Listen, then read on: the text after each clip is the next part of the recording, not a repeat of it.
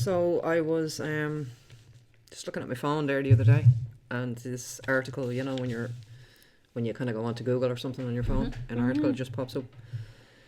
But this article popped up. It was the heading of the article was, or the title of the article, "The Great Pyramid's location isn't as spooky as this post makes out." Yeah. So basically what the article was saying was that the Great Pyramid, the coordinates of the Great Pyramid are the same as the number in the speed of light. So I'm just looking at what it says here. It was saying, so the speed of light is 299.792.458 meters per second in a vacuum. Whoa. And the location, the coordinates of the Great Pyramid are 29.9792458 degrees north of the equator. Whoa, there you go. So they're the same numbers. Yeah. Same numbers.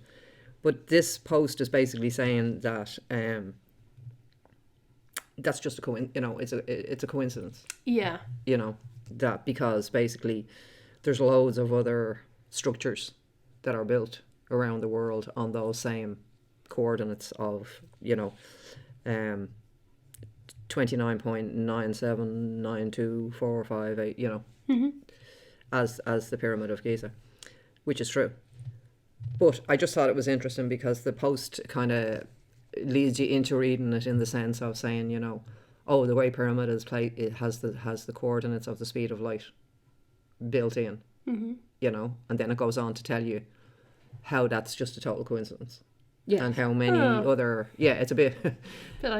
It's a bit of a letdown, the article. But anyway, the point was, it just popped up on my phone. I wasn't looking for it, Yeah. Uh-huh.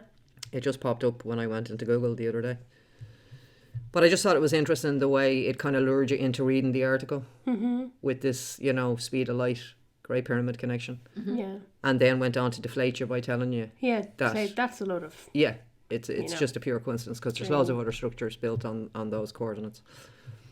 But I thought it was interesting because what it doesn't mention, apart from, yes, there are other structures built on those coordinates, but one of the things the article says as well is that the number for the speed of light in the vacuum I just gave you there was meters per second.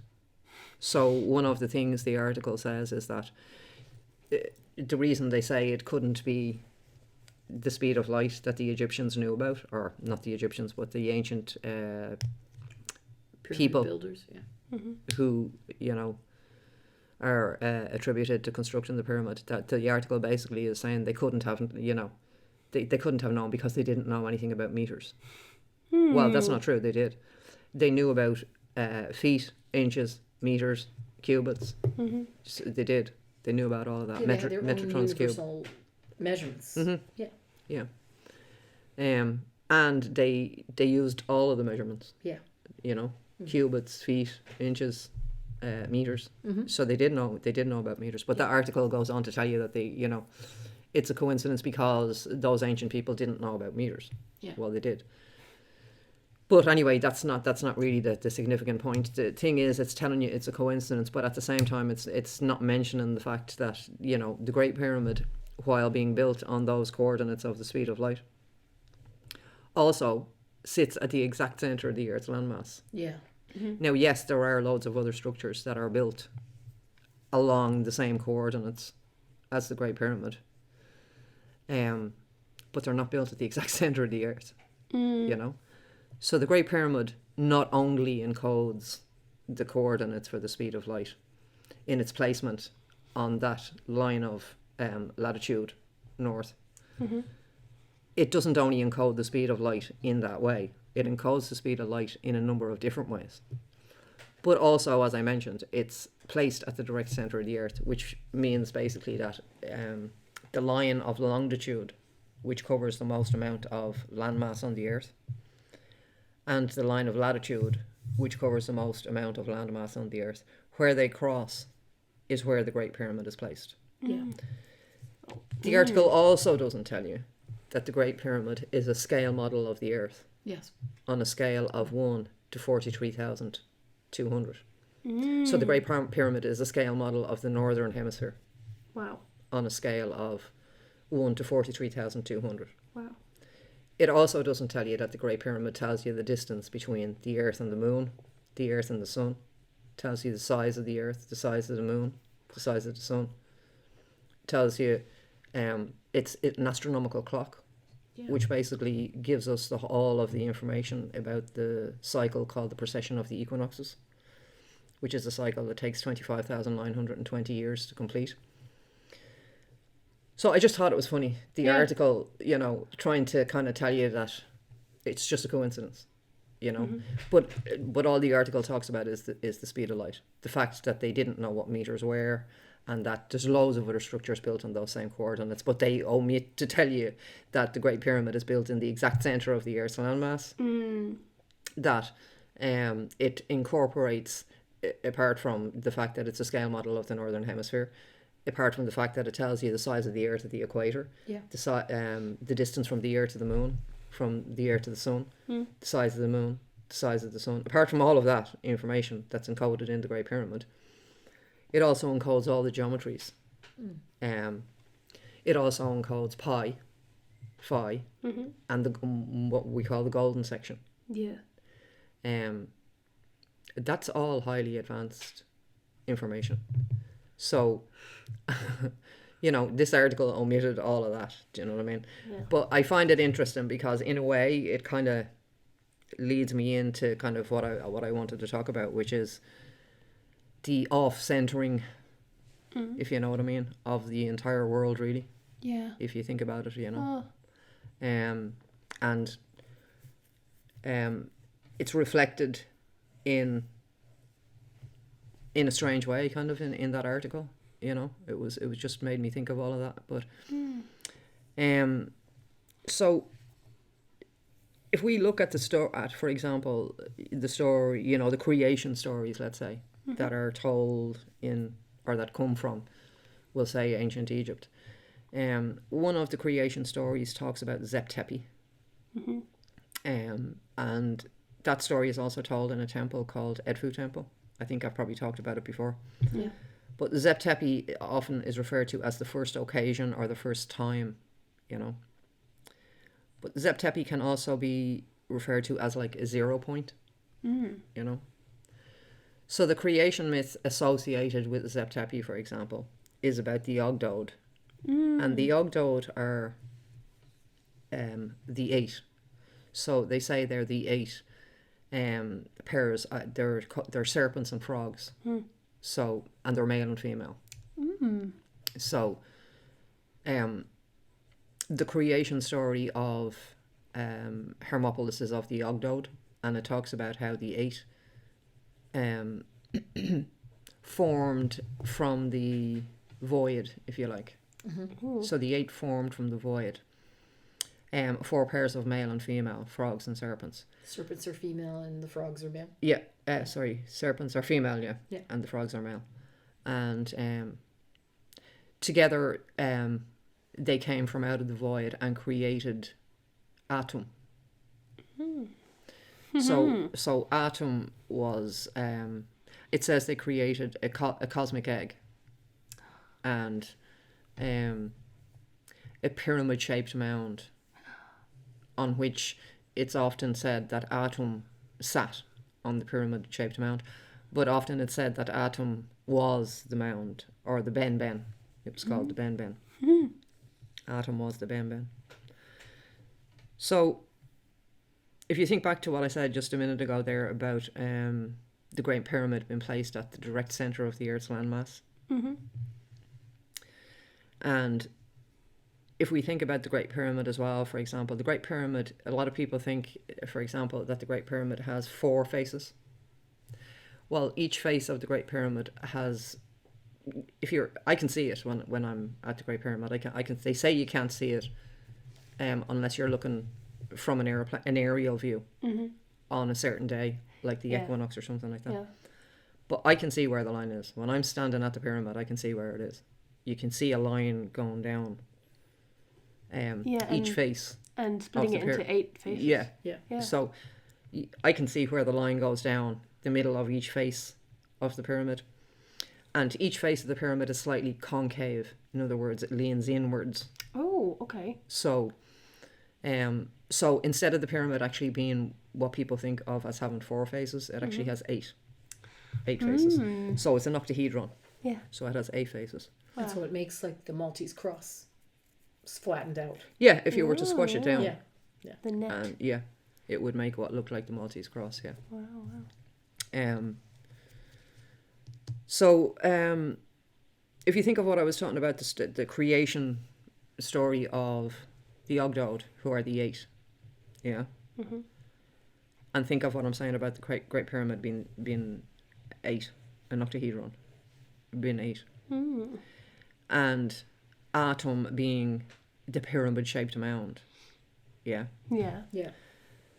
So we're talking about... I know we said frogs and serpents, and we're talking about male and female, but if you think of, for example, the numbers from 1 to 9, because that's all, I think we spoke about this before. Yeah. In a 10-based counting system, there only is 0 to 9. Mm-hmm. Yeah, that's the 10 numbers, 0 to 9. And if you if you take all the numbers 1 to 8, and you add them all up, all the numbers 1 plus 2 plus 3 plus 4 plus 5 plus 6 plus 7 plus 8, it'll give you 36. And 3 and 6 are 9. Yeah. Yeah. Yeah. So the numbers 1 to 8 generate the next number, which is 9. Yeah. And 9 is the number of completion because it's the last number. There is only that's all the numbers there is. Yeah. From 0 to 9. Yeah. That's all there is. Anything after that is just a repetition of those first 10. Yeah, or a higher, you start 10 and then you're at another level, Yeah. but Yeah. it's the So- the same. same thing. Yeah. So you begin the sequence with 0 and 1, Mm-hmm. 2, 3, 0, 1, 2, 3, 4, 5. And at the end, after 9 comes 10. So all that's happened between 0 and 1 is the 0 and 1 and the 1 and the 0 have changed places. Positions. Yeah. Okay. Yeah. So no matter how big a number you can think of, it's just a higher harmonic, if you want to say, of one of those, or those original numbers, like 12, Yeah. is 3. Yeah. You know, when you isn't that called Gematria. gematria? Yeah. When you So when you bring every number being brought to one single digit, so no matter how big the number is, you add all the numbers together and you bring it to one single digit, and they're always going to fall in between the 0 and 9, or the 9. 1 and 9. Or 1, yeah. So So it's like a code. exactly. Yeah, it's a code hidden beneath reality. Yes. Yeah. So what I'm saying, if we can connect the dots in what I'm saying, is I began talking about the Great Pyramid and the speed of light, and I'm talking about the creation myths, which talk about the Ogdod, which are the 8. Now there's other creation myths in ancient Egypt, the Ennead, which are the 9. Yeah. Now, so we're looking at numbers. So numbers and geometry are the same thing in a way, if you know what I mean. They're like different sides of the same coin. Yeah. Number and geometry. Yeah. So if I said to you 3, what would be the geometric shape that would come to your mind? Triangle. Yeah. Yeah. If I said 4, Square. yeah. So Just 3Ding it. You said cube. well, no, a cube would have more than 4. A square. No, it's I know what numbers. you're We're saying. not A good at this. hexahedron would have 6, wouldn't it? Yes. 6 points Sorry, and 8 I- faces, maybe. But so we're just talking about drawing something flat on a page. Yeah. Yes, exactly. So I know. 2D. 2D, exactly. Yeah. So number and geometry are kind of one side of, and geometry is the other side of the same coin, if you know what I mean. So if we think of the 8 as, and we also said the 8, if you remember, frogs and serpents, Yes. which were male and female. Mm. Yeah. So in gematria, as you said, Charlotte, in gematria, and in numbers in general, there are male and female numbers. Oh. So yeah, a lot of people don't know that, but there's male and female numbers. So the even numbers, as in geometry, there's male and female. In geometry, the circular, curved, wavy lines are all female. The straight lines and the angles are all male. So it's the same in geometry. There's a male and female, and the same in geometry or the number system, because the numbers are we think of, you see, this is the point, we think of numbers as things to use for addition, 1 and 1, 2 and 2, to add up how much you have in your bank account, how much you have to pay for this particular bill, to deduct this from that. That's what we think of numbers in the sense. But if you can take the shift to where I'm speaking from, number to this ancient mind, which we'll see as the podcast goes, is actually a future mind, but which is actually neither, because it's all now. But is that because you'd be adding something to get something in the future, or no? Maybe I'm just going off. No, I see the point you're making. Yeah. But what I'm trying to say about number is we have a completely different understanding of number as would have been these ancient beings, if you say, that would have encoded this information in structures like the Great Pyramid to communicate to us. They had a completely different understanding. Yeah, of number. It's more sacred to them, or it's life. Yes, rather than a higher level of what the number you're talking about that we understand is quite simple. Totally, yeah. It's so you're talking about how there's layers and layers, and as you go up, it becomes even more complex and unified. Like the higher harmonic with the unification.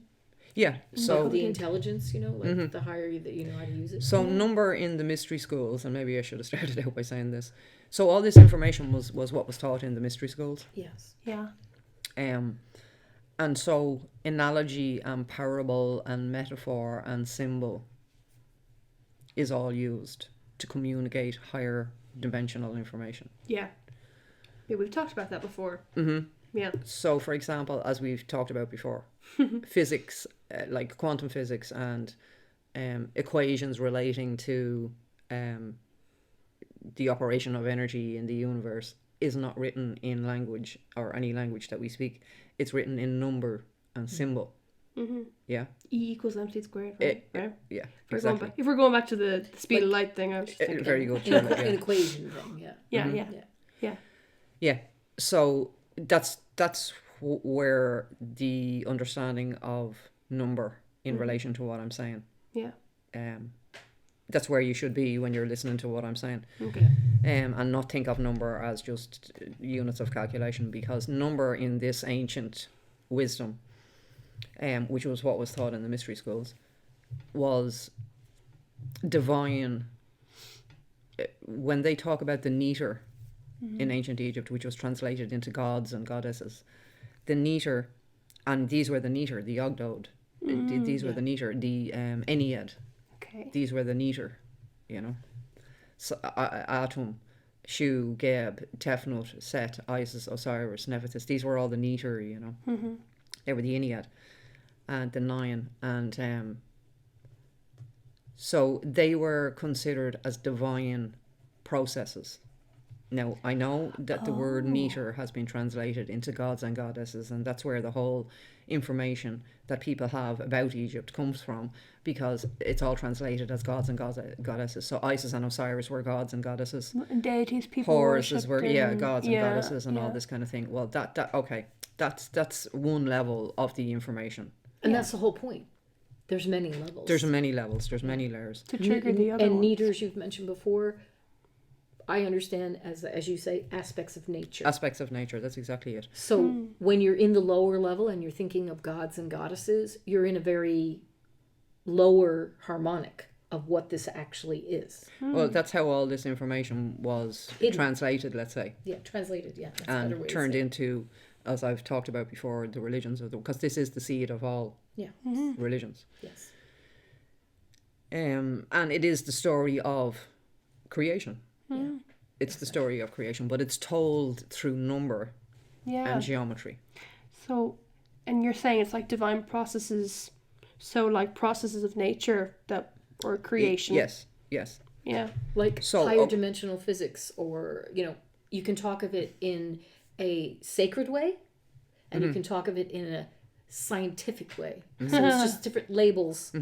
So how that's you a good point. Like, so That's a good point. scientific is almost like from the mind, Yes, exactly. and sacred is the heart. That's exactly it. Yes. Yeah, So, So- the mystery You gotta school, it was all match 'em based together. in the heart exactly. because it's a sacred science, and that's what was broken, the sacred Yeah. science. Sorry, I have to get that off my chest.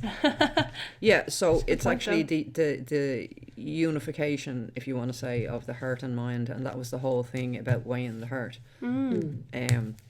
But so what I'm saying is that what we're calling these ancient creation myths that come from the Ogdod and the Iliad in Egypt, and what I will say is from Ireland as well.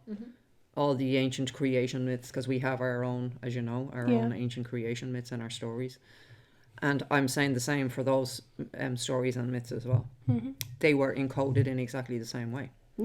So there's layers to these stories and creation myths. And one layer is what you might call an esoteric layer.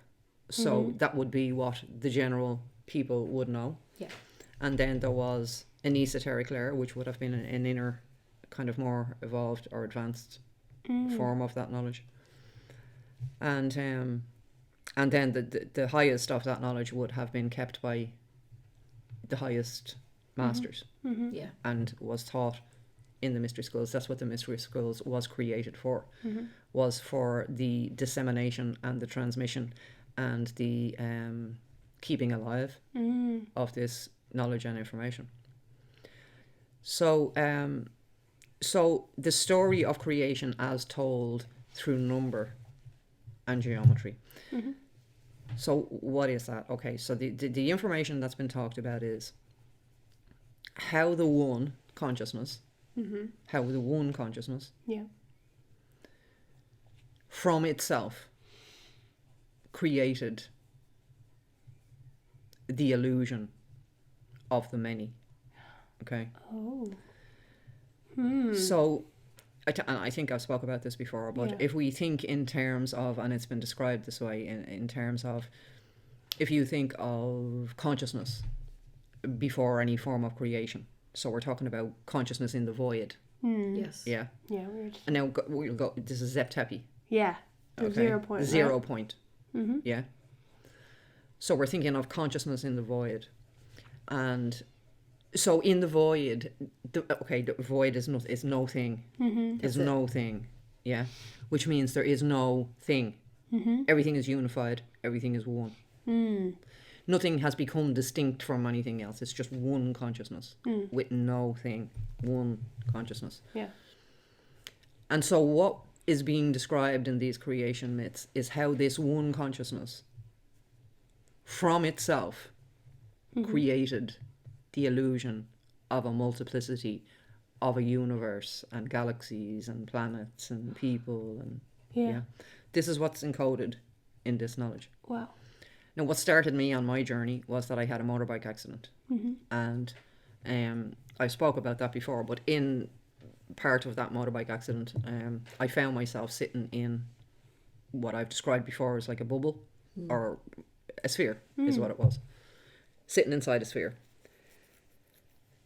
So, in the geometry, now I was 14 years old when I had that motorbike accident, and at 14, I consciously knew nothing of any of this. Yeah. So it's not like I could have kind of preempted all of this, do you know what I mean? Like, and kind of, you know, made sure it made sense like 40 years later, if you know what I mean. I didn't know any of this at 14. No, it's... So in the motorbike accident, I found myself sitting in a sphere. And at one point, I mean, I remember knowing how I was sitting in the sphere. I was sitting with my knees up and my arms wrapped around my knees in the sphere. And I was been told that I was just there to observe. That's all, just observation. I was just there to observe. And at one point I realised that I had a view of myself sitting in the sphere. I could see myself sitting in the sphere. And as soon as I realised that I could see myself sitting in the sphere, this knowing came to me, or this expanse of awareness, I would say, more than knowing. It was an expanse of awareness. cascading expanse of awareness came to me, which was the minute my awareness at first was me sitting in the sphere, okay? And I became aware then that I had a vantage point or a viewpoint of me looking at myself in the sphere, because I could see myself and how I was sitting from a viewpoint that was outside the sphere. Yeah. And the minute I became aware that I had another viewpoint from outside the sphere looking at myself, the minute I became aware of that one viewpoint, a whole cascade of viewpoints instantaneously opened up, where I instantaneously had all these different points of view of me looking at me, looking at me, looking at me, looking at me, me looking at me, looking at me in the bubble. In a mirror, in a room, 360 degrees. Like the whole mirror thing. Yeah, 360 degrees. Yes. Exactly. Outside. And in that moment, again, 14 years of age, when I came back from all of this, I was like, woohoo, what just happened there, you know? I had no clue. I was all over the shop. I got very depressed after it, you know? Very isolated, very lonely for years. I developed a drink problem. Not at 14. Not at 14. But when I got older. And it was, you know, I mean, there was other reasons, but a lot of it was attached to that. Processing that, because from 14 on, I never fully, I didn't know how to explain it then. To be honest, I thought I was going crazy at 14 and 15 and 16. I didn't know. But I wasn't always fully in my body, you know. And I didn't know how to cope with that or explain it and at times I thought I was, you know, I really thought I was going crazy and I couldn't tell anybody about it. The only person I probably could have really talked to was my dad. But I didn't want to talk to him because I didn't want him to worry that there was something wrong with me, you know, that he'd get worried. He probably wouldn't do. He probably would have totally understood where I was coming from, but you were just young. You're young. When you're young, you tend to hold. From that. Yeah, it's crazy. You keep a lot of stuff in that you shouldn't really keep in when you're younger, you know. Because it's when you keep things in, they become way bigger than when you actually let them out and talk to someone. Compress it. That's such a good point. Big time, yeah. So, that thought forms thing, you know, where you just keep building on it. Totally. When you leave it in your head, it becomes huge. But the minute you open your mouth and speak it out to somebody else, it's like you've let it out. Yeah. And it deflates then. It's not such a huge thing, you know. Yeah. It gets more balanced. Yeah. So it doesn't matter who you talk to, just find somebody trustworthy and talk, you know. Sometimes even just saying it out loud on your own. Yeah. Exactly. You know. Yeah, I find that helps. So, well, I forgot where I was now. I don't know. We were talking back to. I was talking about being in my sphere. Yeah, in the sphere. And so yeah, I mean, it is connecting to what I'm saying. So, really what I discovered years later, you know, after going to Egypt and, you know, consciously coming across all this information in the 3D, if you know what I mean, which I now realise I was instructed in during that motorbike accident. But it never landed in my conscious awareness until I went to Egypt. And I was a lot older, or maybe before I went, because that's what drove me to go was all this information that was coming in and blooming, you know, like the seed was there and it was going off. So a lot later on I realized that in the mystery schools the story of creation through geometry is told, and the very beginning of it is the sphere, you know. And it how it's described is consciousness in a sphere. So the one consciousness creates the illusion of a sphere. You see, what it's trying... Okay, if you go back to what I was saying, there is only one consciousness. So we talk about consciousness in the void, which was Zep-Tepi, consciousness in the void. And this is in the Bible, it's all religions. In the beginning, you know, before anything was formed. So that's often compared to water, you know. So this formless energy, if you like, intelligent formless energy, no form yet. Now, there is nothing to create from. There is only this one consciousness, which is not solid. It's not tangible. It's not what we call 3D solid. It's just energy. It's invisible. It's intangible. You can't touch it or see it. It can't be perceived with your five senses. Okay? It can't. It can't be seen with your eyes. It can't be smelt with your nose. It can't be touched with your hands. It can't be tasted.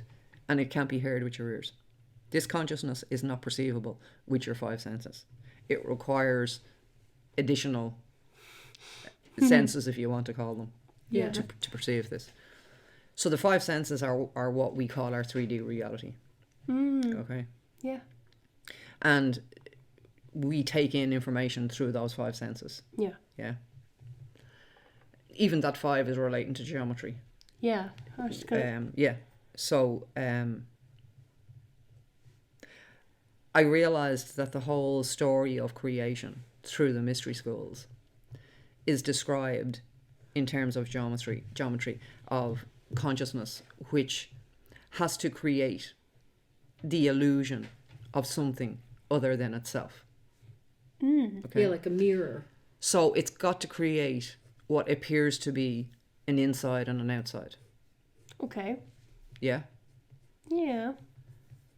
Okay. I'm with you. No, I'm coming with you. Okay. Keep so going. here's another way to visualize it. If you think of yourself in complete darkness, yeah, and say you're floating in space, okay, yeah, and there's nothing, there's just darkness.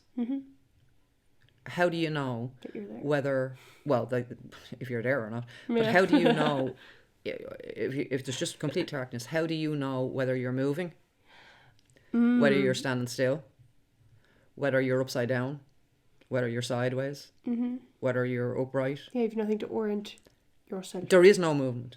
Yeah. There is no movement. Movement only happens when there's another thing that you can relate to. So in other words, in that darkness with no other point of reference, there is no movement. There is no movement. There's just one consciousness. Not necessarily static in the sense, okay, I'm not talking about physical movement, but anyway, look, there's just this one consciousness. Yeah. If you want to, in order for that one consciousness to perceive itself, it has to create something that it can say, okay, if that's there, then I'm here. Yeah. So if you imagine you're in the darkness, you're in the floating in space, and it's just pure black. And all of a sudden, a point of light comes. Yeah.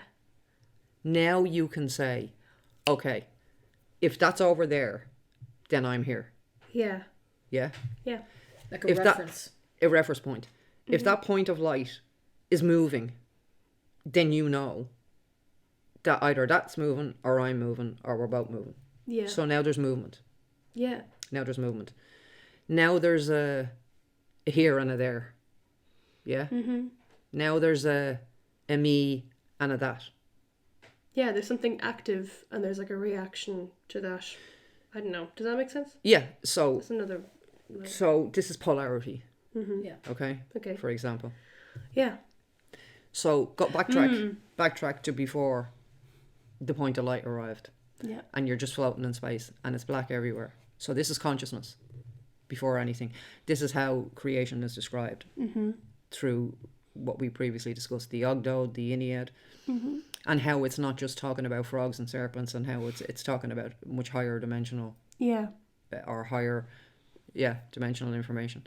So so we're just in the void, which we're describing as just space and blackness. So therefore we have no way of perceiving any form of movement.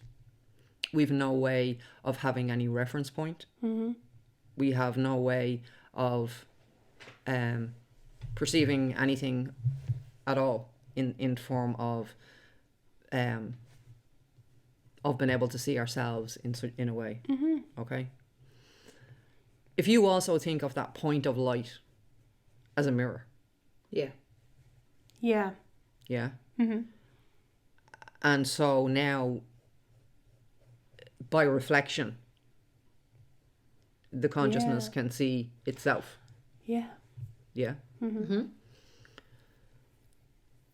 So it gives a reflection a connection, a reference point, and the idea of polarity and movement.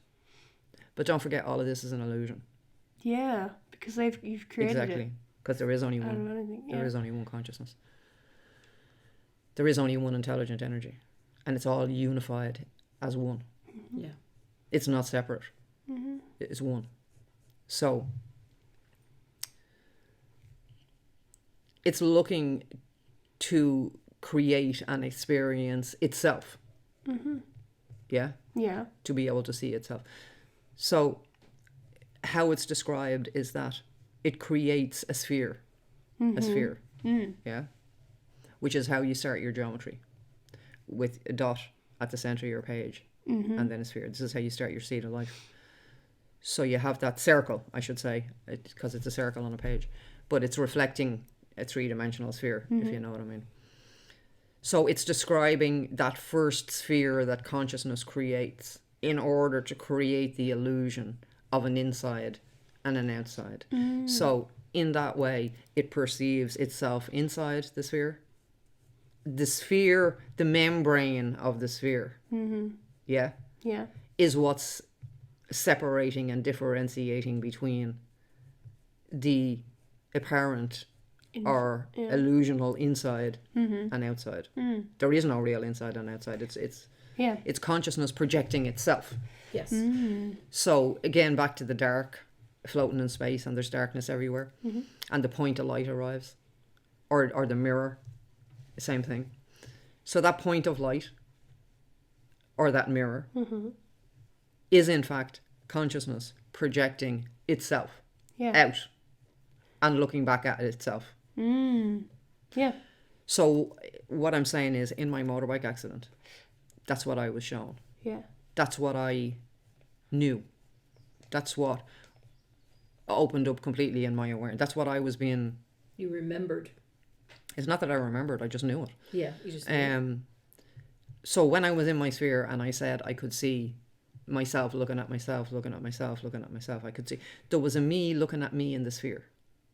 And there was a me looking at me in the sphere. And there was another me that was looking at me, that was looking at me, that was looking at me, that was in the sphere. So there was all these, as you said, 360-degree me's looking at me in the sphere. And in that moment, in that sphere, I realized that everything was me looking at me. Inside out and outside in. Yes. Yeah. So... Again, as I told you, this was when I was 14. I'm only giving you a tiny part of what happened in that experience. This is far more than that. Yeah. But it was only all those years later, in going to Egypt and just, realizing, and discovering the geometry and all this, remembering, I suppose, all this information, because it was all there in that experience at 14. All of it was there. In part of the experience, I was in a chamber and there was all kind of purple orbs flickering everywhere, but inside the orbs were all these, what I would have just said at the time, was shapes. I didn't know what they were. And afterwards I started drawing all these shapes in my school books and everything. But basically what they were, well, it was the geometry. It was the geometry. So this information that was being disseminated in the mystery schools, those who created what we call, say, for example, the Great Pyramid and all the structures all over the earth, were those who had this information. Zep-Tepi also talks about... So Zep-Tepi is the first time or the first occasion when it says the gods walked the earth. Okay? So I've just said that the gods... It was never about gods and goddesses. It was about... I'm going to say this straight away because it's going to make sense of everything else I'm saying. All the information that we see that we call primitive... So the information from ancient Egypt, ancient Sumeria, all the ancient cultures, ancient Ireland, all the ancient cultures, and the mythologies. For example, one of the mythologies, they might say, is the shining ones. Yeah. So in Ireland, they're called the Tuatha the shining ones. In Egypt, they were called the Urshu or the Shemshu Hor. Yeah. They were the shining ones. So we've said, that's myth. All of this is mythology. What I'm saying is that all the information that we're calling primitive, all the information on the walls of the temples in Egypt, all the symbols and spirals and that are on the stone circles and mounds and curbstones in all over, not just Ireland, but all over the world, really. Yeah, ancient cultures. It's a language. It's all a language. Yeah. And it's a language that we don't understand anymore, that we don't speak. We don't understand it. But it's a higher dimensional language, communicating. Yeah. And it's even like this the information. deeper sense of who we are, that people and this don't is the point that I want to make before I say anything else, is that we have been conditioned, programmed to believe that all of this ancient information was all by ancient people, and they were all thousands of years in the past, and all of this is primitive stuff, and all of this. What I'm saying is, all of this information that we look at and call, I don't, but that people look at and call primitive and everything. What I'm saying is, all of ancient Egypt, all of ancient Ireland, all of the ancient information is what we can and have the potential to evolve into, to become.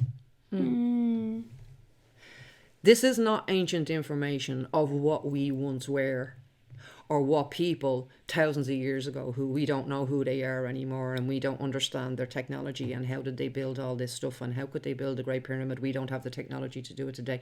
All of this that we've been conditioned to believe is all wrong, because those ancient people are not ancient people. They are our future selves. Yeah. Oh, yeah. They left it for us, yes. We left it for us. Sorry, we left it for us, yes.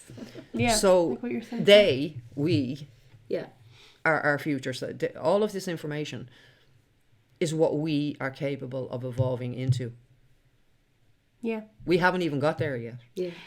Yes, and what you said before, like the consciousness fell, right? That brings me to the point of why what I'm even talking about. I said in the beginning how the world is all off center. Yes. When I say the world, I don't mean the actual physical earth. I mean the earth and the world are two different things. The earth is the physical planet. The world can be your world, your creation, your reality. It's true. But let's say the consciousness of people on the earth itself. The earth itself is fine. It's the consciousness of the people. The earth exists in all omni dimensions. So it's the consciousness of the people that are here at the moment is all off center. And this is reflected in what I'm talking about. So as I mentioned, Zep-Tepi, the creation story. I've just taken one. There's more than, as I said, many creation stories in ancient Ireland and ancient Egypt, but I'm just taking this one story of the Ogdod. Yeah. And I'm relating it to the Great Pyramid. Why? Because what I'm telling you is all this ancient information as told through the mystery skulls and as encoded in stone in the Great Pyramid and in all the other ancient signs is what I'm telling you. It's what I'm telling you. It's the story of creation as told through divine number or sacred number, neater, and geometry.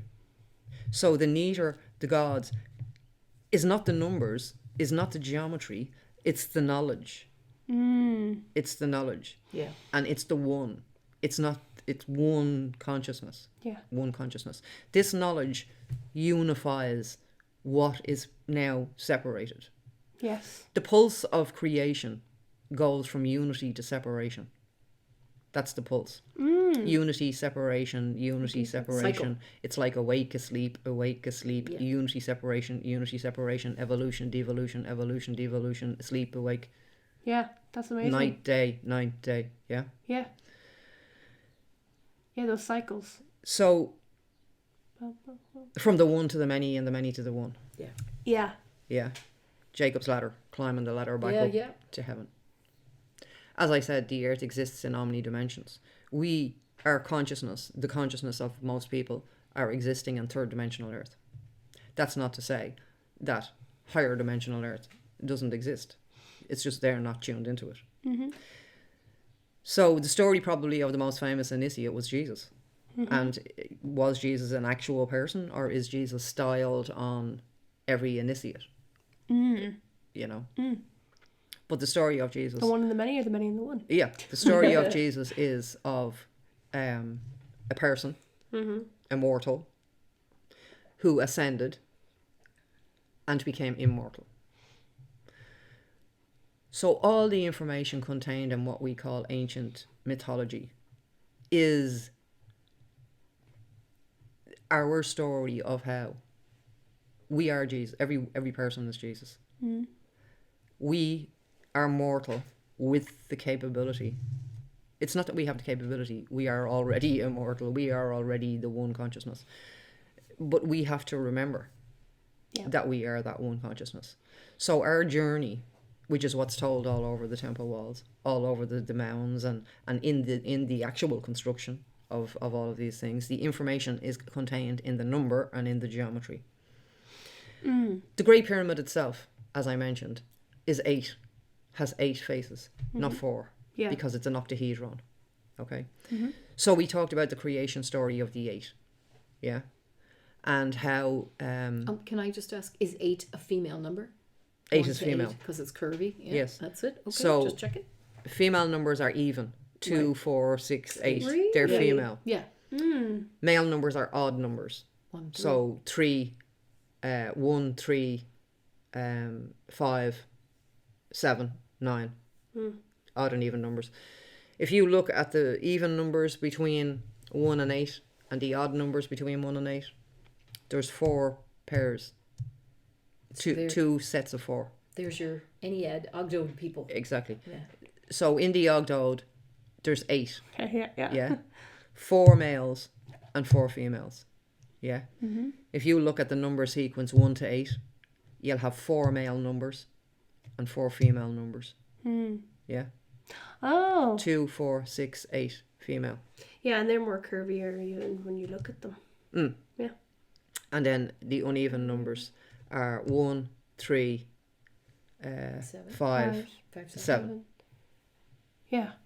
So you have 4 male numbers. Yeah. And 4 female numbers. So even though the Ogdode are described as frogs and serpents, male and female, if we look at numbers, 1 to 8, we're talking about male and female numbers. Yeah. So why are we talking about 9 being the completion of the number? So Zep-Tepi is talking about the 0 point, when the 1 began its initial division and separation to create the many. The first thing the 1 did after creating the sphere was to move to the newest thing, the only new thing that's created between the illusory inside and outside of that sphere is the membrane of the sphere. So how it's described in geometry is that consciousness moved to the only thing that was new, which was the membrane of the sphere, and it did what it did in the beginning, which was create another sphere. Yeah, and it continued to do that, to move and create more spheres around its original sphere until it created what we call in geometry the seed of life. Yeah, so it's basically like conception, how it all moves into the different. But we're still in the form of consciousness. We're still in the form of consciousness. There's no actual physical anything. Yeah, we're not there yet. This is all movement in consciousness. That's it. Okay. Movement in consciousness. I know it's a big, huge shift to understand. But this is all movement in consciousness described through number and geometry. Yeah. You're trying to describe a higher dimension other than the one you're existing in. And you're trying to describe it using the language of the dimension that you exist in. So it's pretty difficult. It's a stretch. Thing to do. Yeah. That's why it's parable, yes, symbol, metaphor, image, because the fall is when we fell into the logical. Yes. The logical mind. The mind is what we think we are. We think we are the ego. We think we are what is perceived through the 5 senses. Yes. And that's all there is. We have become completely disconnected from what we would call the feminine or the consciousness or the creator aspect of ourselves. Yeah. So in truth, what every human being is the conscious creator thinking it's a human. Yeah. Forgetting its own nature. So it forgets that when it looks out at the cars and the trees and the cows, and I say cars because even inanimate objects, you know, are all aspects of that one even man-made consciousness. objects. Yeah. So when we look out at all of that, what we have now forgotten is that all of this is exactly as I was in my bubble. It's just me looking at me, looking at me, looking at me. So everything I see is just a reflection of me. Yeah. Yeah. Yeah. So in order to, let's say there were a group of beings who have been referred to as the Shemshu Hor, the Shining One, the Tuatha Dan in Ireland, for example, who had this knowledge and who encoded this knowledge in, for example, the Great Pyramid. I've described how the Ogdod, the 8, are encoded in the Great Pyramid with its 8 faces. Yeah, with its 8 faces. It's the Ogdod who create Atum, and it says that Atum is the pyramid-shaped mound that arose from the waters. Yeah. None. Of Nun. Yes. Yeah. None. Nothing. Nu, Nun, Noah, same thing. So Noah and Nu, in ancient Egypt, the waters of the void are called Nu, N-U, or Nun, N-U-N. N-U-N. So we talk about the flood and Noah. So Nun or Nu is also pronounced Nua, Nua. So it can be Noah. So the idea of Noah in the Bible and the flood comes from what I'm talking about. Yeah. In ancient Egypt, consciousness before any form of material existence was called the waters of, they say chaos, but I mean, why chaos, you know? Yeah. But anyway. To distract you from what really it is. The waters, because there was nothing formed. Yeah. So the waters. But it's all the information in the water, because water holds information. Well, yeah, so the waters were called Nu, N-U, which connects with the flood of Noah, as told in the Bible.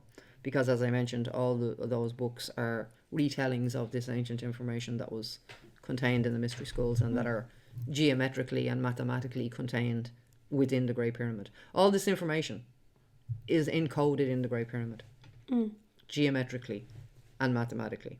Yeah, in the structure.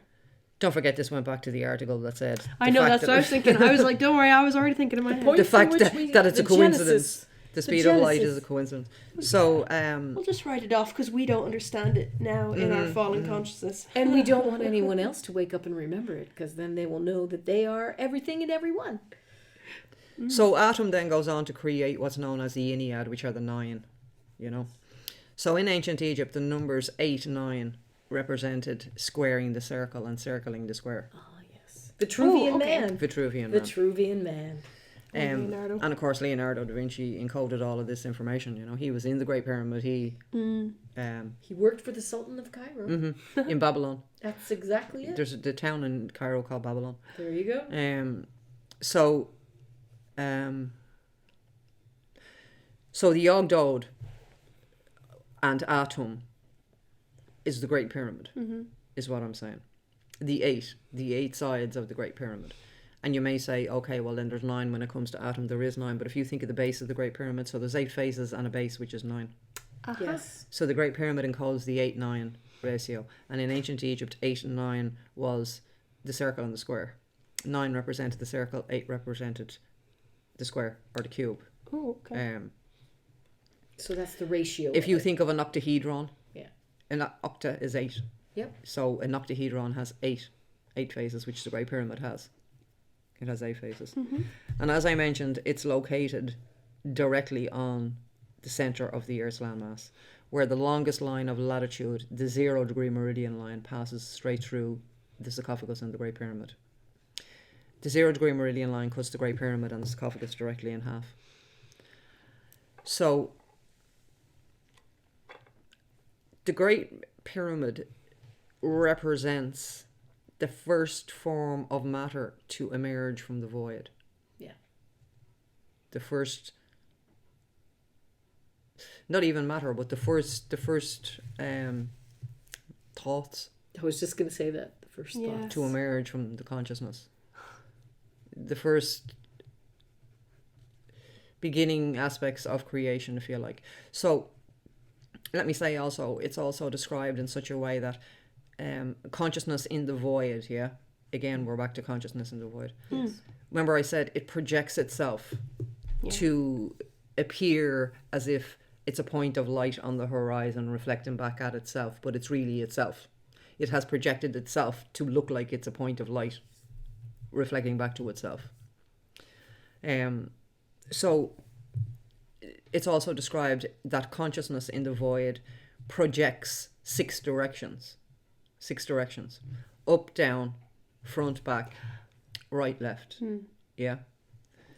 Now, if you get a blank piece of paper and you draw a line down, a line from side to side, and a line across, you're going to make your X, Y, and Z axis. Yeah. So you're making your height, your width, and your depth. Yeah. Yeah. 3D. That's another way to describe the 6 circles around the middle circle of the seed of life. Yes. It's because you create the same axis with the petals of the flowers. So it's also described in such a way that consciousness in the void projected 6 directions out from itself. So it projected an up, a down, a front, a back, and a right and a left. And in that way, it created, when it projected those 6 directions, it then spun itself around to create the sphere. Yes. Yeah. 3D. Yes. Sphere. But if you take straight lines, and you fill those 6 directions in straight lines, you create a hexahedron, which is a cube. Oh, circling the square. Yes. Yes. So the cube was always represented as the earth. Physical matter, not just the earth. Yeah. Physical matter was always described in alchemy, in the ancient mystery schools, The cube. is the cube. You know, each platonic solid represents an element. Earth, air, water, fire, And ether. the cube was the earth. Cube is earth. Yes. The tetrahedron is fire. The icosahedron is water. The dodecahedron is ether. So each element, each platonic solid was an element. Yeah. They're called platonic solids because Plato was given credit for discovering, but Plato was a student of the ancient Egyptian mystery schools. Of course. And so if you think of the shape, for example, of a cube or a hexahedron also looks like a diamond shape, doesn't it? Yes. Like if you turn it a certain way. Yeah. It looks like one pyramid on top and then one pyramid below, for example. Yeah. Which is an icosahedron. Looks like an icosahedron. So encoded in the Great Pyramid, as I said earlier as well, is the phi ratio, the pi ratio, and the golden section. Yeah.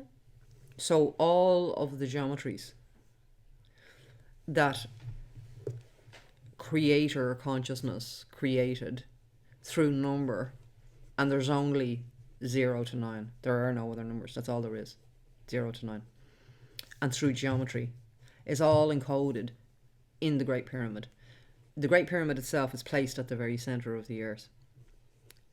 Now, the story of Zep-Tepi talks about the Urshu or the Shemshu Hor, who placed from that centre of the earth, where they placed a marker to mark the point of Zep-Tepi, The mound. the 0 point, was the Ben, which is, as we've described, is the Great Pyramid, for example, is the Great Pyramid. And from there, they created mounds that went all the way down along the Nile and all around the earth. And on those mounds were to be placed temples and ancient sites all around the earth. So what we're looking at here is a template of ancient sites all around the earth. Yeah. But coming from the Great Pyramid. So I'll just give you an example. There's this guy, his name is Karl Monk, and there's how many hundreds of thousands of ancient sites are there around the world? There's loads of them. But he studied randomly out of all the sites around the world 250 sites. And he studied their lines of longitude, their lines of latitude, and the unit of measurement that was used to construct the site. And in every single one of the 250 sites that he studied, he discovered that in every single site every site, no matter where it is around the world, encodes its position in degrees of longitude and latitude in relation to the Great Pyramid. So they all are like referenced to it. Yeah. So every site of the 250 that he studied referenced its position in relation to the Great Pyramid. So what I'm saying is the Great Pyramid is a master crystal in a grid system. Yeah? Yes. And that grid system on the earth was created by these beings that were referred to as the Shining One or the Urshu or the Shemshu, were created by these all around the earth. Mounds, temples, but they were all created according to this sacred plan using divine numerology and divine geometry or sacred geometry. Sacred numerology, sacred geometry. Yeah. And they're all built and based on a code of 9. 9. So, for example, 9 months it takes for the gestation of a child. Mm-hmm. So if you follow, when the egg and the sperm meet, and when fertilization is taking place, when the egg and the sperm meet, there's an explosion of light. Yeah. A big bang. Yeah. Takes place. And from there, there's a moment of unification. Think about it, right? When the sperm and the egg meet, the male and the female, have for that one moment come into total unity. Yeah. Yeah, they're one. Yeah. There's an explosion of light. And from that point after the explosion of light, the separation starts to take place. Yeah. The separation and the division. Yeah. Remember I said the pulse of creation is pulse. unity, separation. Unity, separation, evolution, devolution, evolution, devolution, awake, asleep, awake, asleep. It's a pulse. Yeah. It's a pulse. A pulse is really fascinating. Like the heartbeat. Yeah. You know? And one thing, if you've been to Egypt and you've been to the Great Pyramid and you've got into the King's Chamber and you've got into the sarcophagus, one thing you'll know without a shadow of a doubt that happens when you lie in the sarcophagus of the King's Chamber is that your heart starts to race along really fast. And that it's not just because you've climbed up. You could be in there for like 15, 20 minutes. And then get in. Completely calm. Yeah. Get into the sarcophagus and your heart will suddenly start to race really fast. Yeah. Happens every time you get into it. Because the weighing of the heart. The whole thing about the heart. And the speed of light, which is how we started out this conversation. So, what I was saying to you was that the Great Pyramid is placed at the direct centre of the Earth's landmass. Okay? What the Great Pyramid also encodes is all this information that I've just talked about, numerically and geometrically. But it's also the master crystal, and it is a crystal, because the core structure of the Great Pyramid is granite, and granite is 99% quartz crystal. Yeah. The outer structure was limestone, which is also high content of crystal. Yeah. So it is an actual crystal. And it's sitting at the direct centre of the earth. And every ancient site all around the world, stone circles, mounds, temples, pyramids, stepped pyramids, smooth pyramids, all the ancient all the sites were all constructed under the same plan. Under the same plan. And they all create on the ground a pattern, if you want to say. A pattern. All around the earth. Yeah. And that pattern has its equivalent above. So according to the law of correspondence, the Hermetic principles or the laws of math, as above, so below. So what these highly advanced beings, who are us, were doing was creating an entire map of an energy field on the earth. Why? Because all these structures on the earth, all these ancient structures, connect and reflect the energy grid above.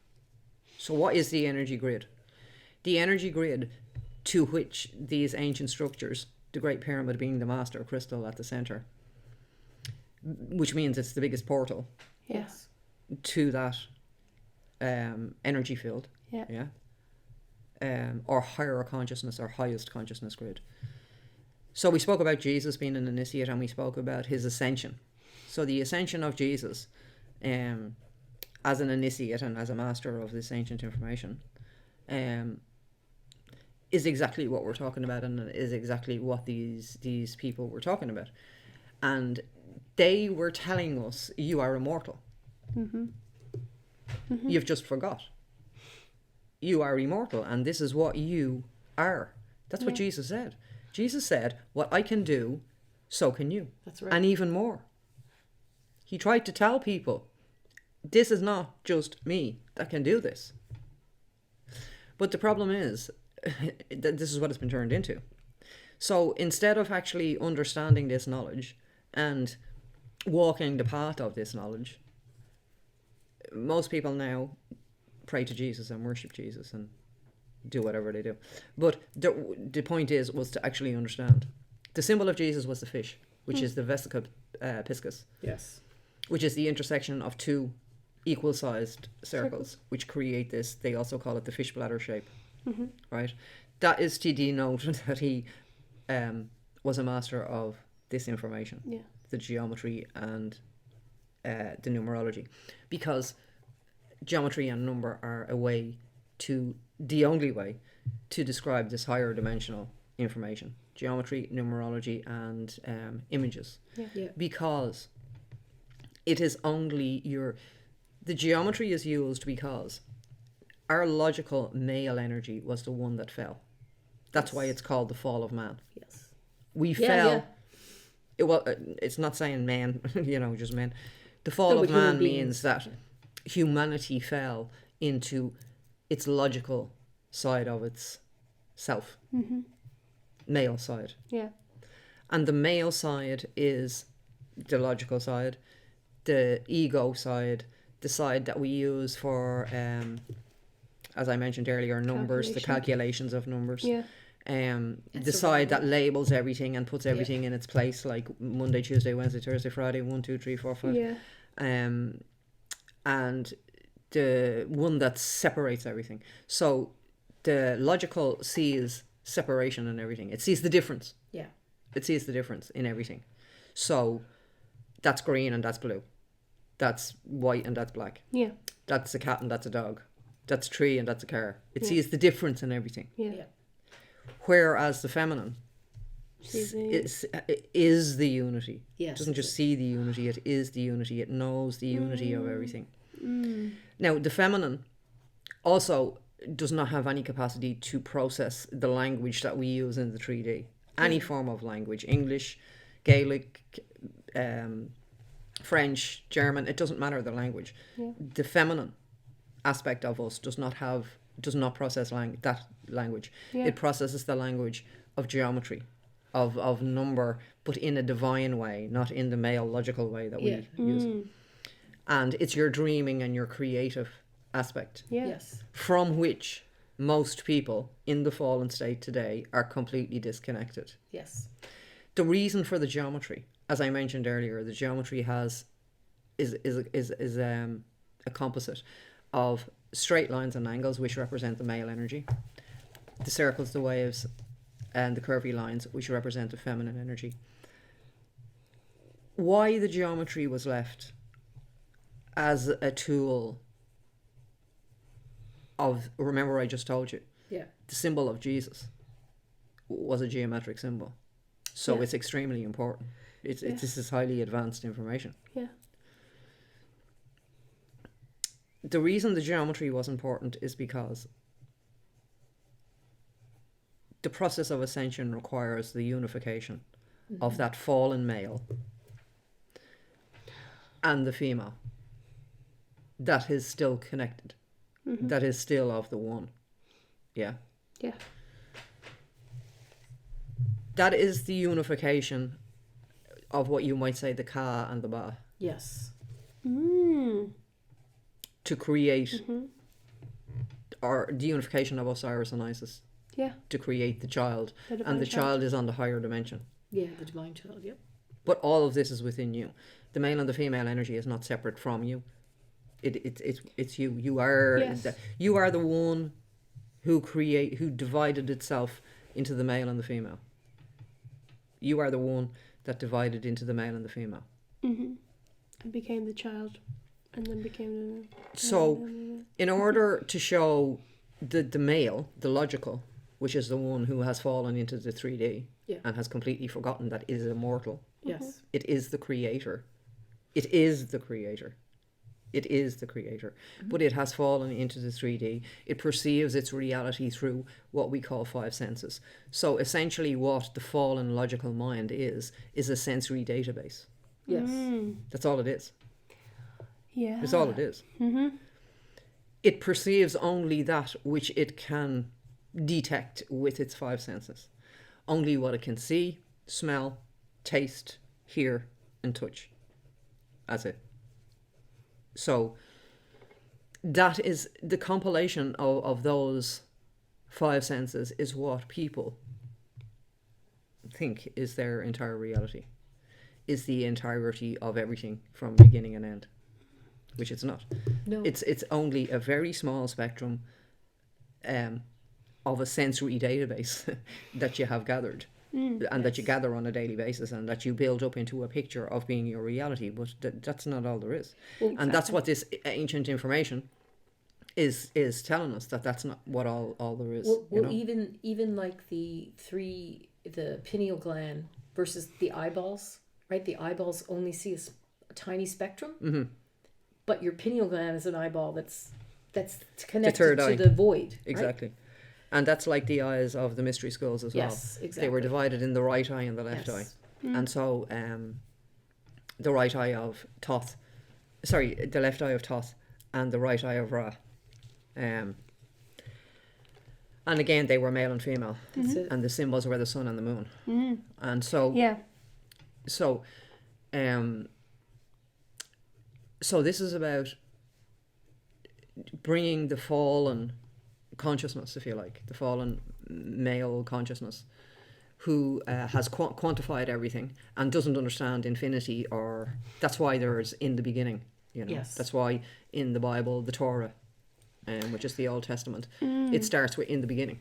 Yeah, that's in the quantifying time. Yeah, because that's when time started. Yes. In the beginning. If we look at Zep Tepi, which is the 0 point. Right. Okay, so here, which is the speed of light thing. So let's skip to, say, the human being in the 3D. So if we look at our atomic structure and we look at like the atoms and what we call the electrons that revolve around the atom. So we used to think they were particles, but it's not. It's an actual cloud. It's like it's a movement of energy, like, let's say. But anyway, the speed at which it takes place, the revolution of the particles around the nucleus, is just under the speed of light. They say 9/10 the speed of light, so just under the speed of light. So why is that important? Why was it so important that it was encoded into the Great Pyramid? And it's not a coincidence, by the way. Article writer, blog writer, whoever you are. Uninformed left brain male. Actually, just loads of blogs who've just copied each other. Yeah, and exactly. Is this a coincidence? Oh, yes, it's a coincidence, because they didn't know about the meters. Oh, really? Well, actually, yes, they did. But they knew far more than that. Yeah. But anyway, the whole speed of light thing is that in the barrier...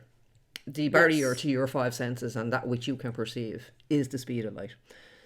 Time begins under the speed of light. In the speed of light, when you approach, this is Einstein discovered, this time dilation, when you approach the speed of light, when you reach the speed of light, there is no time. That's right. Yeah. There is no time. And light has no speed. Because there has to be movement and somewhere to go.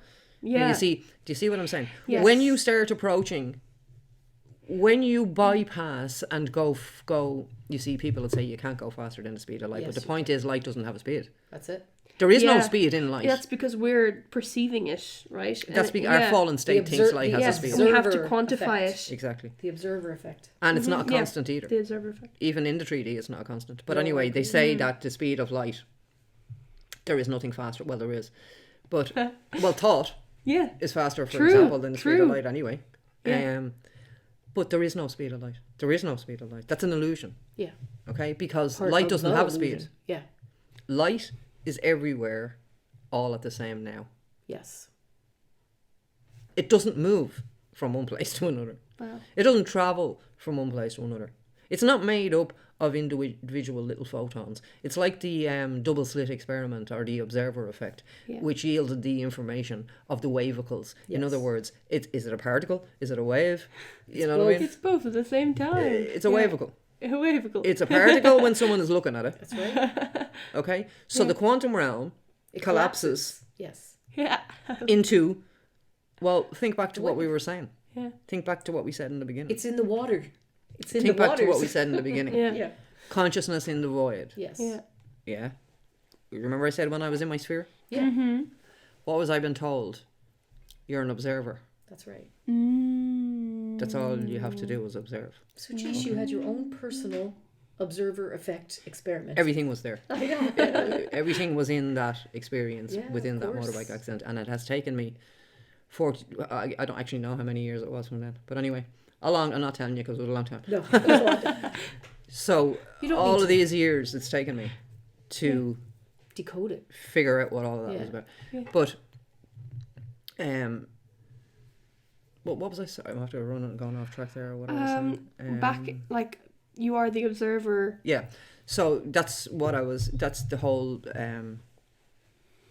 experiment, the double slit experiment. The wavicle. Shows is that. So I don't want to go into that experiment. I've talked about it before, but basically it's. You can look it up. You can look it up, yeah. But basically, it's an experiment was done with electrons, and so when there was somebody there observing these electrons, they behaved like particles. Yes. Like small little table tennis balls, let's say, for Yes. example. Teeny weeny little table tennis balls, you know what I mean? So they behaved like particles when there was an observer, when there was actually a scientist in the laboratory observing the experiment. These electrons behaved like teeny weeny little tennis balls. Yeah. So they behaved like particles. But when the experiment was run blind, in other words, there was no scientist in the laboratory when the experiment was being run, these teeny little particles didn't behave like particles anymore. They behaved like waves, like the wave in the ocean. Yeah. So this was then termed the double slit experiment or the observer effect. And what they realized from that is that it's observation. It's only when somebody was there to observe it, when there was a scientist in the laboratory to observe the electrons leaving the electron gun, it was only then that the electrons collapsed into particles. And they took a shape. They took a And form. it took a shape. Technical form, yes. Yeah. When there was no scientist in the laboratory It was just, and the electrons knew they weren't being observed, yeah, they were like it was just a wave. particles. Like the wave on the ocean. Yeah. Like the quantum field of potential. So each time this happened, they ran it a few times, obviously, Yeah. because in science you have to gotta run do an that. experiment 3 times. Yeah. So they ran it a few times, and each time the exact same thing happened. Yeah. So from that, they realised that it's conscious observation that collapses the quantum realm Yeah. into physical matter, Yeah. particles. Yeah. If there's no conscious observation, it just stays in its waveform. Now remember, go back to what we said in the very beginning. Yeah. You're in space, Yeah. which is representing consciousness, creator. When I say consciousness, I'm talking about the creator, Yes. the creator of consciousness. So remember, in the very beginning, we're talking about creator consciousness is in space, the blackness of space. The void. Yeah. I'm just using this as a visualization. Like a big black hole. I'm not saying literally, I don't mean literally, I'm just using it as a visualization. So consciousness is in the blackness of space, which in the creation stories of ancient Egypt and ancient Ireland and were called the waters. Yeah. Or the void. Yeah. In the beginning was, what was it? The earth was void and without form. And God moved on the face of the waters. That's what it says in the Bible, in Genesis. Yeah. So they're the waters that's been talked about. Yeah. Yeah. This wave. Yeah. Yeah. So remember, the darkness of space is the wave that we're talking about. And remember I said that that's all there is. So the darkness of space and the consciousness is the same thing. Yes. Yeah. That's not two separate things. Of course. And is it also female consciousness? And when I say space, I'm only using that as you see, that's where it gets out of hand. I'm only using darkness and space as visualizations. Yeah. a parable, a metaphor. Exactly. Exactly. Yeah. Yeah. Because we're just talking about consciousness. Yeah. Yeah. With no, Yeah. the wave. Yeah. Now, that experiment showed, the double slit experiment showed, that it takes consciousness to observe this wave before it collapses and creates physical matter. Yeah. Okay? Okay. Yeah. What is observing the wave? The wave is consciousness. Yeah. The person observing it is consciousness. So it's consciousness observing consciousness. It's consciousness Yes. observing itself. Yeah. Yeah. The reflection of the. Because the particle, Yeah. which remains a particle or becomes a wave, depending on whether there's someone observing it or not, Yes. is the same consciousness as the consciousness that's observing it, which is the person Exactly. in the laboratory. Yes. Now, that's exactly what I was saying in terms of consciousness in the void. Yeah. Yeah? The consciousness and the void are one thing. Yes. But it has to create the illusion in order to create the illusion of physical matter, and Yes. therefore the 3D, Yeah. and therefore me here, who thinks I'm something Yes. separate to all of this. Yeah. So it had to create this whole illusion. So consciousness had to project itself in order to appear to itself like it was something other than itself. Yeah. Exactly. Yeah. Yeah? Yeah. That's how consciousness began to create Yeah. the entire momentum, Yeah. which then condensed and coalesced. Because when we're talking about geometry, when we're talking about the sphere and the hexahedron and the icosahedron and the octahedron and the seed of life and the egg of life and the flower of life, which all go on to continue to the fruit of life, to Metatron's cube, and it's from Metatron's cube that all these geometries like the sphere, the tetrahedron, the hexahedron, the icosahedron, the octahedron and the dodecahedron, which are known as the building blocks of life. Yes. And it's those platonic solids, as they're called, which go on to create atomic structures, Yeah. molecular structures. I should have started at quarks and semi-quarks, but they Yes. go on to create DNA Yeah. in its geometry, molecular structures, atomic structures, bones, skeletal structures, brains, Yeah. Yeah. and the entire physical universe. Yeah. So when we're talking about this in the sphere and creating and projecting this image, this is long before any physical form. What we're talking about is the creation of the energy matrix upon which the physical matter will then be created. Yes. Because the energy is first before the. Exactly. The thought creates the reality. Yeah. Exactly. So, back to center. Yeah? Yeah. Back to Zeb Tepi. Okay. Back to Zeb Tepi. Back to Zeb Tepi. The Great Pyramid reflects that consciousness. Yeah? Yeah. In the very beginning aspect of creation, the 8. Remember? Mm-hmm. Which is reflected in the 8 faces of the Great Pyramid. Yeah. And it has a base which makes 9. Infinity. Yeah. So the Great Pyramid itself, in that respect of just those two numbers, 8, 9, the 8 faces Yeah. of the Great Pyramid and the base making 9. Yeah.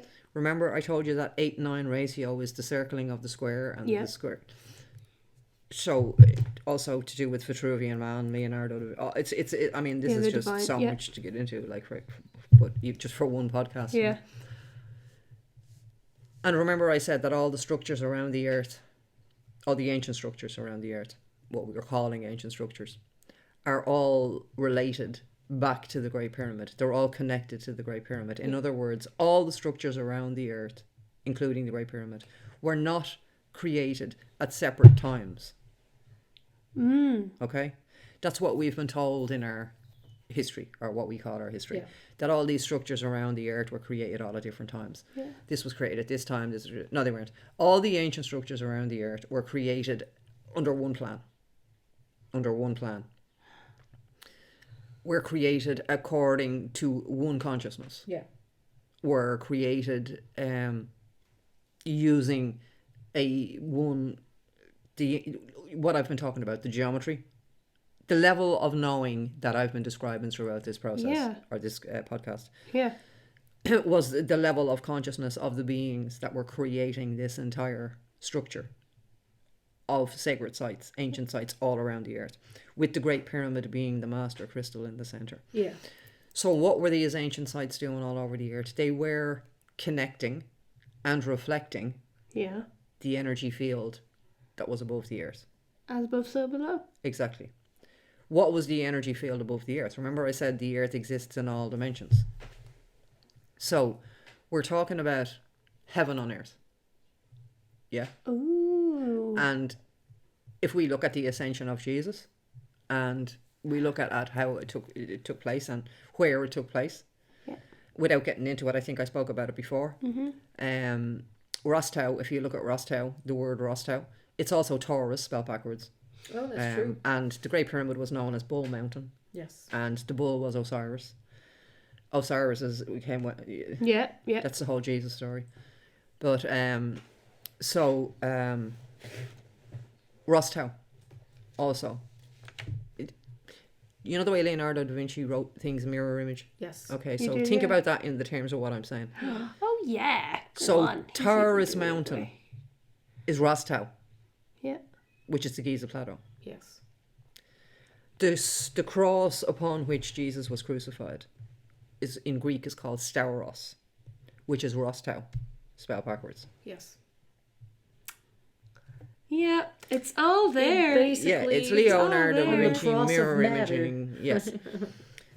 So, well, on the cross, remember I just told you the Yeah. Great Pyramid is placed at the the direct In the complete center section. Yeah. Yeah. of the longest line of longitude that covers the most That's amount exactly of the Earth's it. landmass, It's and the amazing. longest line of latitude. So those two lines make a cross. Yeah. That's exactly. And the Great Pyramid X is right marks in the the middle. spot. The mound, Yes. the original mound of creation that's talked about. Is it Atom who rose from the Yogdod, who were in the waters before any physical matter.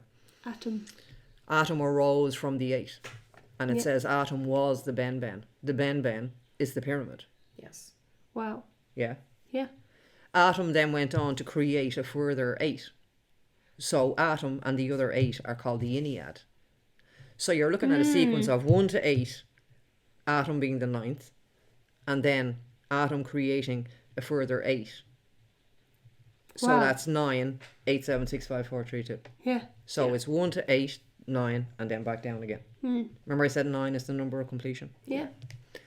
Do you see? Do you get what I'm saying? So I think I do. the Yeah. Ogdod were a collection of 8 Yes. in the waters before anything happened.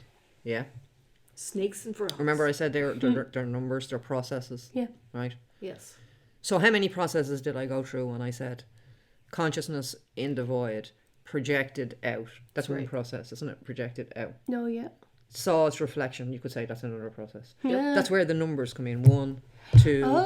Okay. It created a sphere. 3. Yeah. Yeah. I skipped there. It projected out all these. Yeah. The X, And then it Y, spun. Z. So you could say the projection was another Yeah. Yes. process. Yeah. Yeah. Exactly. The spinning was another. Yeah. Then moving to the outside of the sphere and creating another sphere was another. That's another one, So yeah. these are all the numbers, the processes. Yeah. Yeah. So those 8 processes created Atom. And it says Atom is the Ben. The Ben was a pyramid-shaped mound. The Ben is the capstone that goes on top of the pyramid. Which is And a missing. capstone has to be an identical pyramid on a smaller scale. Yeah. A little hologram. Exactly. Now you have it. That's Yeah. it. Exactly. Now you have it. The entire creation is holographic. That's Yeah. it. It's a hologram. Yeah. Yeah. And then there's the Yeah. etheric one on top of the physical one. Yeah. So the entire projection, Yes. okay? Projection. The projection that consciousness did to make the illusion of something, the entire projection is a hologram. Yeah. Yeah. So everything is you looking at you. Yes. Mm-hmm. It's the whole on smaller scales through all the Okay, different- so all of this information was left Yes. all over the earth in the form of all these ancient sites. Yes. But these ancient sites are portals Yeah. Yes. to the energy Stargates. field Yeah. above. Yes. Okay? Yeah. That's it. Now, that's not to say that you're going to float up off the earth into an energy Yeah. field above. No. Yeah. This is all Consciousness. movement of consciousness. Yes. That's so true. Okay? Yeah. You can ascend to the higher dimensional earth, which is heaven on earth, which is the story of Jesus, Yes. and still talk to people that are in duality, who are still in the 3D. Yeah. That's an ascended master. Yes. An ascended master is still here. Yes, exactly. And that's what the Ascension is about now. That's what an to ascended take your master is physical about. body with you Yes. when you ascend. An ascended right? master is not much use to anybody if they leave after they gain all their knowledge. Is it? Yeah, exactly. I've learned everything I need to know. See yous now. Exactly. I'm off to enjoy myself. You just can do what you like. That's it. See you later. I don't really care anymore. No, the whole point is that you stay around. Yes. You know, Yeah. to kind of talk to other people and give Help them them, the yeah. information of understanding. So, This could be you. well, That's it. you never know. Maybe that's what I was been told in my motorbike accident. That's This is exactly what you it. have to do. But what I'm saying is, so let's look at the world, the earth rather. Well, the earth is grand. The whole The world, people. yeah. Let's Yeah. look at the people living on the earth today and how people live in this fallen state. So when we look at towns and cities and buildings and everything else, they're not built according to Divine proportion. the sacred plan that these ancient structures were built, No. with the Great Pyramid being the biggest portal at the centre. That's why the Ascension of Jesus took place through the Great Pyramid. All souls enter into the 3D earth and the 3D matrix of energy through the Great Pyramid. Yes. They also leave through there. Yeah. All souls. All souls. That's the only way you come in and the way you go out Wow. is through the Great Pyramid. If you look at the carbon atom of which we are made physically, Yes. it's a tetrahedron. It's a pyramid. Oh, It's a great pyramid. there you The go. carbon atom. But as I said, the Great Pyramid is a Greek word. Pyra amid, which means fire in the middle. But the Great Pyramid was never known by the ancients as the Great Pyramid. It was known as Bull Mountain. Bull Mountain, which is to do with Osiris. Or the pyramid itself was known as Bull Mountain. Wow. Is that to do with the hieroglyphs of Apis Bull over the ancient? Yeah, Apis is ancient- Osiris, yeah. Yes, that's what I thought. And Serapis, Yes. like the Serapeum. Yes. You know, exactly, those big things. So the whole idea of so as I said, if you look at physical towns and cities and Yes. everything else on the earth today, as a visual, take it as a visual, they're not built on any sacred plan. No. They're built haphazardly all over the shop. Yes. I know they say about town planning and all that, but okay, whatever form of planning it is, it's not built according to a sacred geometric plan. One of the things would be sacred Whereas all geometric- these ancient structures are. Were. Yeah. Okay. And are. And all this sacred geometry is that's what we're built on, this Yes. sacred geometry. So if all you this wanna sacred be geometry, the canons golden of section. proportion. If you want to be in balance, The you canon need of to be at proportions. the canon of proportions. Yes, I was Exactly. just going to mention that. Yeah. Exactly. But also, all the mound builders were in Ireland, and like to me, houses should be circular. Well, Right? this is the point. So the energy to the move towns and the in a cities vortex. and the houses that we all live in are built for, modern day living. Yes. They're not built for any sacred purpose. Yeah. You know? Yeah. It's not. So as a integrated, result- it's disconnected. We've built a whole entire different matrix of energy. Yeah. On the earth. Yeah. Yeah. Which is not a divine, Yes, it's Sacred. forgotten. On purpose. connected to source. It's not. It's Yeah. so if you can imagine, it's completely off center. Yes. It's completely off center. And I'll give you a vision of that. So when we're talking about time, right, as I said, at 0 point, okay, so the representation of 0 point on the earth is the Great Pyramid. 0 Yes. point. It's at the exact center of the earth. At 0 point, there is no time. Yes. Yeah. Beyond the speed of light, or at the speed of light, there is no speed of light. It's Yeah. everywhere all at the same now. And it's the same at 0 point. There is no time, there's only now. Yeah. It's only when you go off that.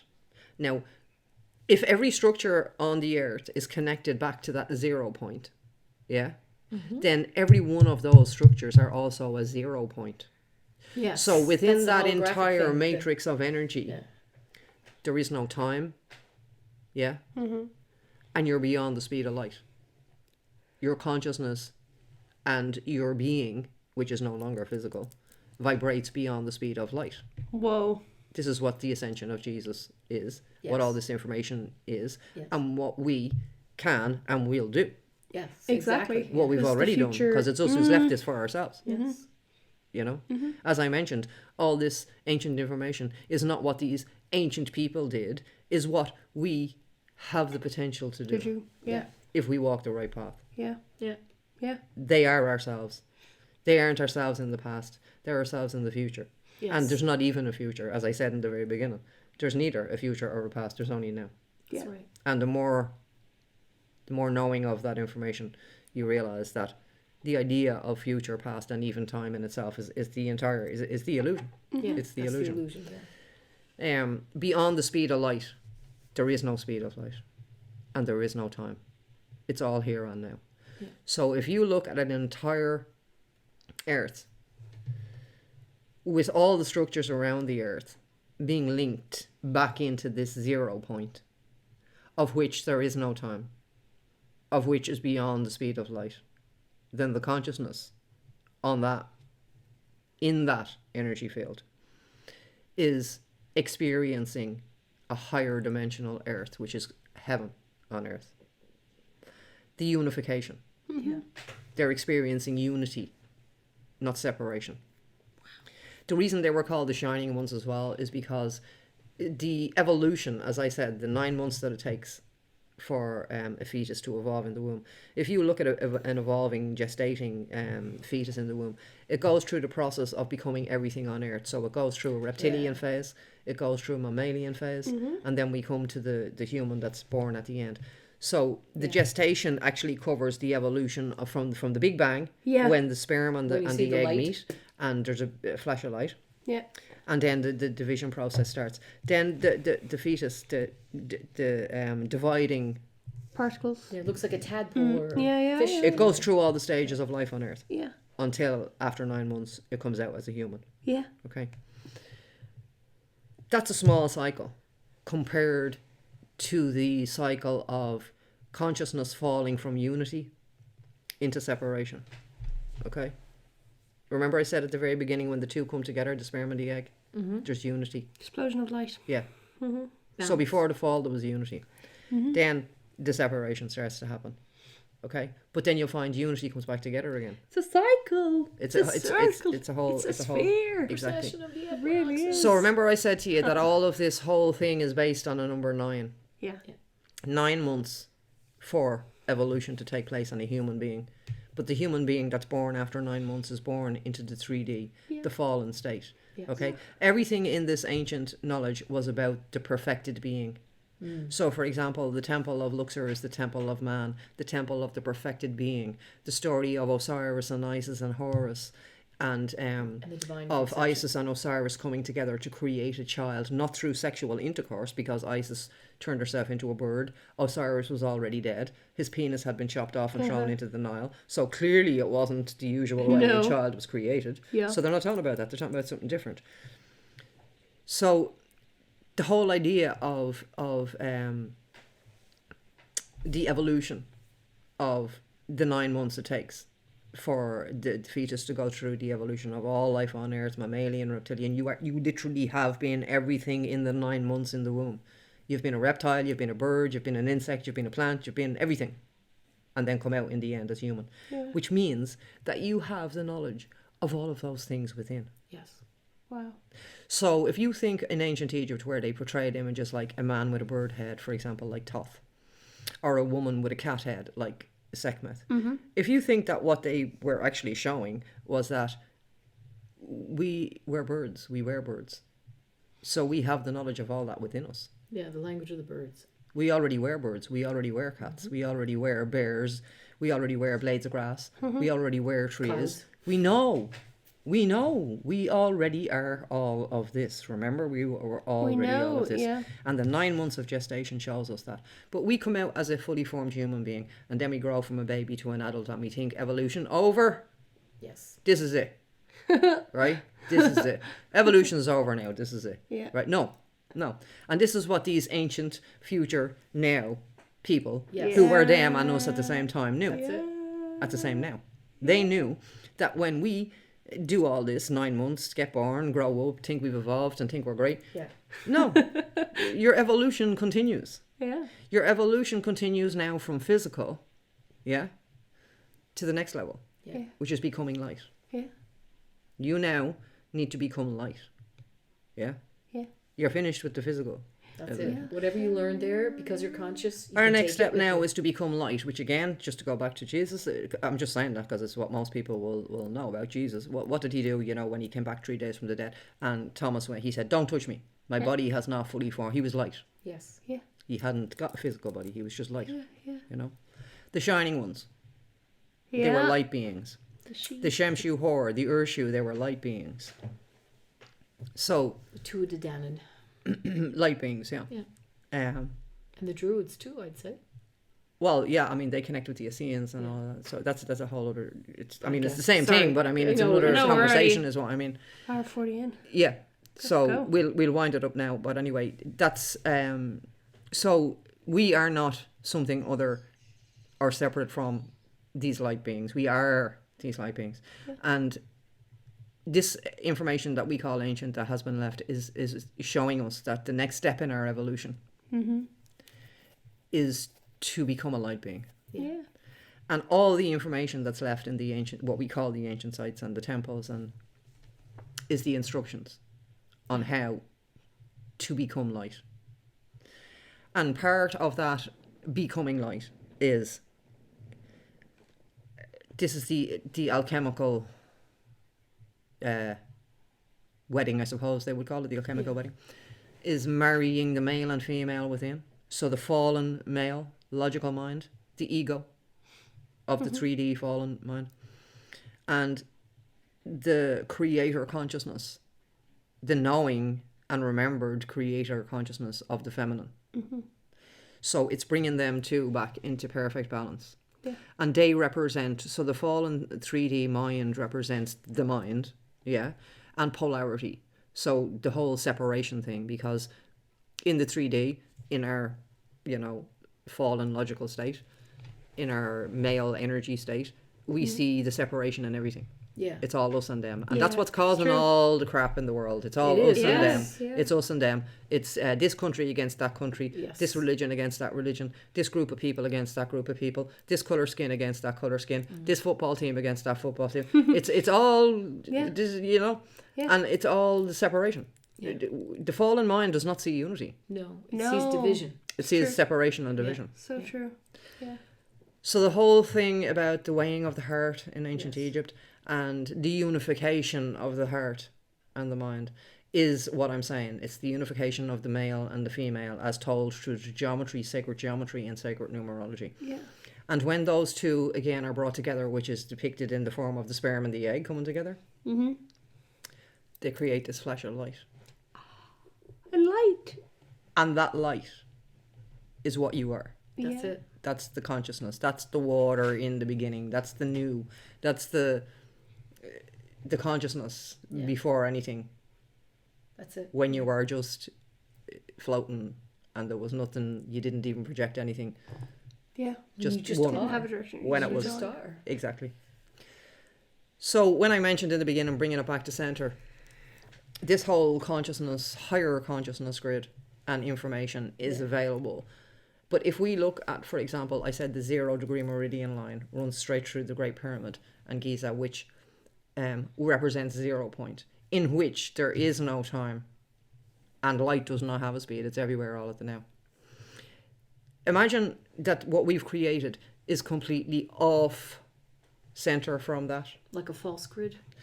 So just for an example, now we have Greenwich Mean Time. Yeah, I thought you were going to go there. Yes. So the meridian line is an arbitrarily appointed line, as is obvious because they've moved it. The real 0 degree meridian line, the actual organic 0 degree meridian line, which should dictate and determine what we're calling time, Yeah. goes straight through the Great Pyramid at Giza. Of course. But they've moved it The fallen. to Greenwich. Okay? So, if you can imagine Giza being exactly at the centre of the earth, and that's the centre, connected to the very source of all of Matter this, and connected to consciousness. unity Yeah. and our ability of knowing all of this, our pathway back is Yes. directly through this centre and through this grid. This is the Christ consciousness grid, Yes. let's say. There's another grid that's been built completely off from all of that, and that's our modern day fallen Yes. grid, which you have no way of getting to that Christ conscious because it's completely off center. You're never going to get back to Zeb Tepe. And plus, when we moved the 0 degree meridian line, I'm not saying because that only happened in 80 and something, but it was done long before that. At 0 point there is no time, so everything is now. That's immortality. Yes. That's there is no time in infinity. People think infinity is a long span of time. There's no time in infinity. That's it. Yeah. Time isn't eternal now. Yeah. Zep Tepi talks about when there was no time, the time of no time. Yeah. It's only when time began to be created, the illusion of time and separation and decay and death and all of that thing and all of that began. So that's the fall. That's the fall. The fall of the consciousness along with the establishment with the false grid. Yeah. Is that it? Yeah. Yeah. So all of this, which is what I've heard so many people now talking about, how everything that's happening on the earth today is a spiritual battle. It's not a physical battle. It's a spiritual battle. Which I wouldn't not agree with, because there is no battle. Yeah. There is no battle. The idea of an us and them is just an illusion. That's right. So what we have to do, what all people looking what's to your advice? evolve out of this, Yes. is to evolve out of the idea of duality, of the us and them. Yeah. And the us and them means, us the people, them the elite, Yes. us the thing, them the this, the whole us and them thing, because the us and them thing, like the politics, like for Yes. the right and the left, the Republican and the Yeah. all of that, like all of that is just it. No matter which way you go, you're still in the duality Yeah. and the polarity. Yeah. The polarity. Yeah. The idea is to unify. Yeah. Unify. That's the whole idea of the weighing of the heart. Your heart physically has brain matter in it. Yes. Your heart can think. There's the intelligence of the heart. Yeah. Yeah. And your brain has the capacity to feel. You know? Well, your brain, like, what feels pain? What feels pain? You know? Yeah. Yeah. So pain is something that you receive with your senses, and your senses are, it's like everything is decoded in the brain. Yeah. Even what you think you see outside is not happening outside. No, it's upside but down. anyway, that's it. Yeah, it's upside down. I'm not out there Your brain anyway. is the only thing that records that you're experiencing pain. Well, remember I said in the beginning, consciousness created a mirror image. Yes. A mirror is always the reverse, isn't That's it? exactly it. So You know, that's why Leonardo wrote in the reverse as well. That's it. Exactly. So, my One of my reason heroes, for this, really, for this podcast, is to say that the solution, in as far as I see, is not about politics. Yes. It's not about people going to protests. It's not about people fighting. It's not about people forming like groups and all of those things to fight this, that, and the other. Fight the racism, fight the elite, fight the this, fight the that. It's all us and them. It's about knowing that we are eternal. Yeah. We are immortal. And this is not something that we just know because someone's told us. This has to be by direct experience. All of this has to be directly experienced by somebody and by the person themselves. Yeah. And I know people talk about a global ascension. Yes. But in what I know is that this is a person by person, individual thing. Yeah.